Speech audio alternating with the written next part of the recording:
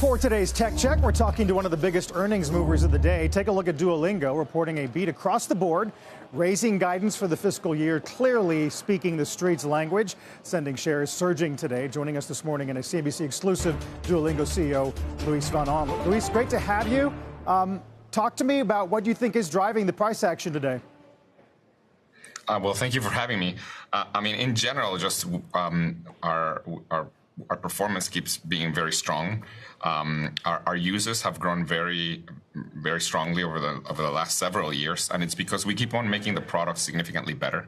We're a product-driven company, and just over time, our app keeps getting more fun and more effective at teaching languages. And so since people love it, they also subscribe, and then we make a lot of revenue from that, and so that's helped us out quite a bit. Can you help viewers understand where we are right now in sort of the learning language model trajectory? Are things being learned and absorbed in the model at a even faster rate than in the past? Yeah, I mean, we're teaching better and better. Literally every week, Duolingo gets a little better at teaching. And it's because we have a lot of users. I mean, we have millions and millions of users who use the app every day, and we use their data to teach better. Duolingo is not quite as good as a one-on-one human tutor just yet, but it is as good as a classroom. And so, people are very happy with the amount that they're learning. In terms of the market penetration, language learning is a huge market in the world. This is about $60 billion a year are spent on it, and there's about 2 billion people learning a foreign language.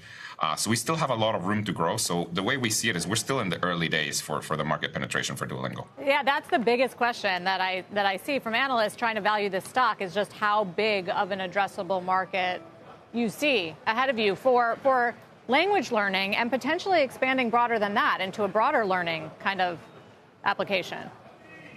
Yeah, for language learning, we believe we still have a lot of room to grow. Like I said, it's about $60 billion a year spent on language learning. The majority of that spend is spent offline, but the market is shifting online, and we're the largest online provider. So we expect over the next few years to capture a lot of that. So I think that's a big thing for us. The other thing that is important to say is in many countries like the United States, we're growing the market. About 80% of our users in the US were not learning a language before Duolingo. So there's a lot of room to grow for language learning, but we're also expanding to other subjects. We recently launched a math app. We are working on a way to teach music as well. So over time, you're going to see us get into other areas of education and hopefully do what we did for languages, but for math and music and other subjects. What about AI? There were some questions with Chegg about whether it was hurting the learning apps, and then this week, AI is Chegg's best friend. So how does it affect your business? We've been working on AI since we started Duolingo. I mean, so for over a decade, we've been leaning in on AI. I used to be a professor in computer science, and one of the classes that I taught was AI. So from the beginning, our goal has been to teach as well as a human can, but with a computer.